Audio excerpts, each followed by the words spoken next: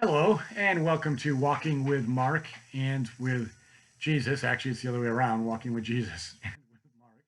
Mark, who writes the Gospel of Mark, gives us an opportunity to observe and watch Jesus as he walks along in life, and we get to observe that as well through the writing of Mark, inspired obviously by the Holy Spirit.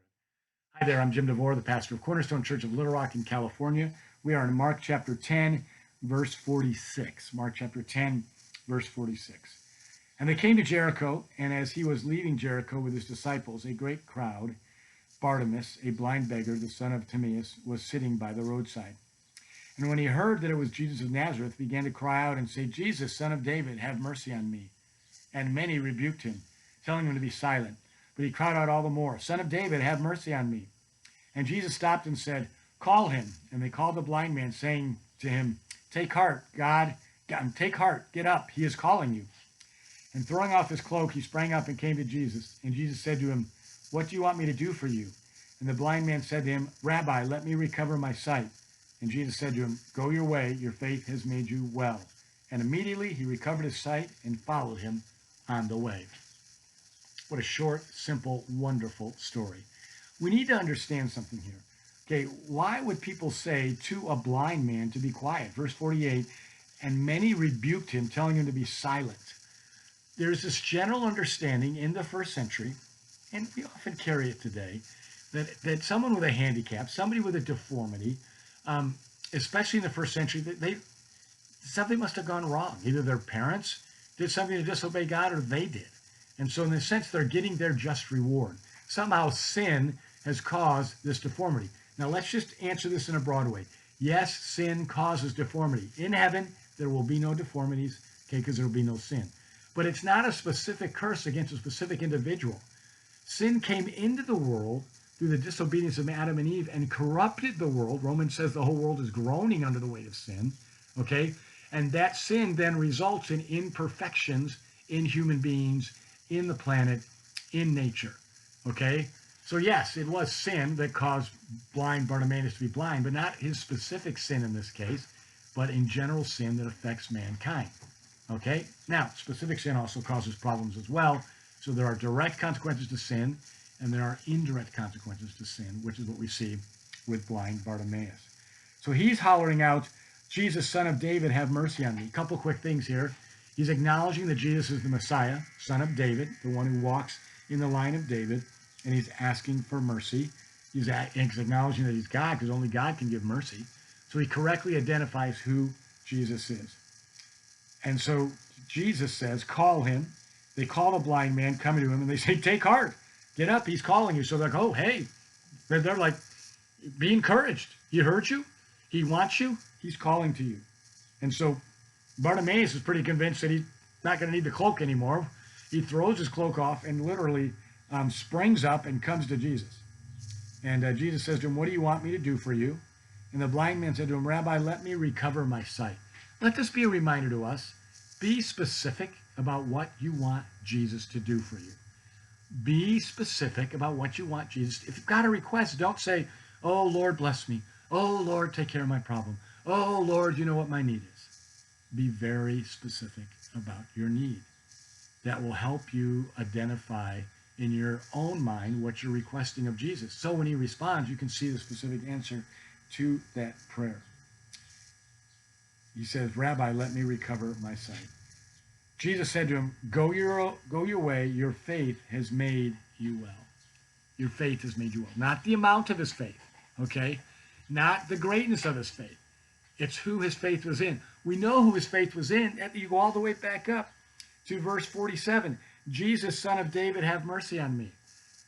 So his faith was that Jesus was the Messiah, son of David, that Jesus was God because he could have mercy on someone, that Jesus could heal, he had the power of God. It's that faith. He may have had a little faith that Jesus could do that, but his faith was not the amount, but who it was in. Our faith is never about how we feel, how strong we feel about it, how much energy and we have for it. Our faith is about who we have faith in. It's the old story. If you have a chair, I'd suggest doing this with a wooden chair. I would suggest not doing this at all, frankly. But you could stand next to a chair all day long and say, I have faith that I could get in that chair and it will hold me up. And if you say all day long you have faith in the chair, and you don't have faith in the chair, and you don't ever get into it, you don't have faith. If you don't demonstrate your faith till you stand up into the chair, okay? So your faith is not about you, it's about the chair. Well, let me give you one other example. It's probably even clearer, okay? You're taking a plane flight. You walk out into the tarmac, and you look up, and you see the plane that you're about to get on. There's two of you, okay? The guy next to you is scared to death of flying. He doesn't want to fly at all. You're both on different flights.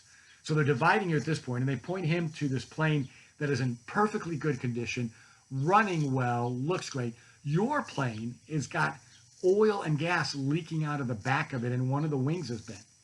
But you're a man of great faith. So you say to the people around you, I believe that that plane will get me to my destination. And off you march proudly into the broken plane. To which people say, that guy's crazy. He may have great faith, but what he has faith in is not reliable. Meanwhile, the timid guy looks over at his plane and says, well, it looks good. It looks strong. It's past certification. I am very shaky and nervous about flying, but I'm going to go ahead and trust myself to that plane, to that pilot. He's going to climb into that plane and get to his destination. See, in both cases, we had a man with great faith. We had two men with faith, one with great faith and one with little faith. And ultimately, in the end, the great faith is going to fail the man because of the object he had faith in. The little faith will help the man succeed because of the object he had faith in. So first you need to know who your faith is in, that your Jesus is the Son of God, God, very God. He is the Messiah. He is the answer to all of the prophetic pictures that were made centuries before. He proved all those to be, he proved himself to be God. He is the Messiah. He died on the cross and rose from the dead.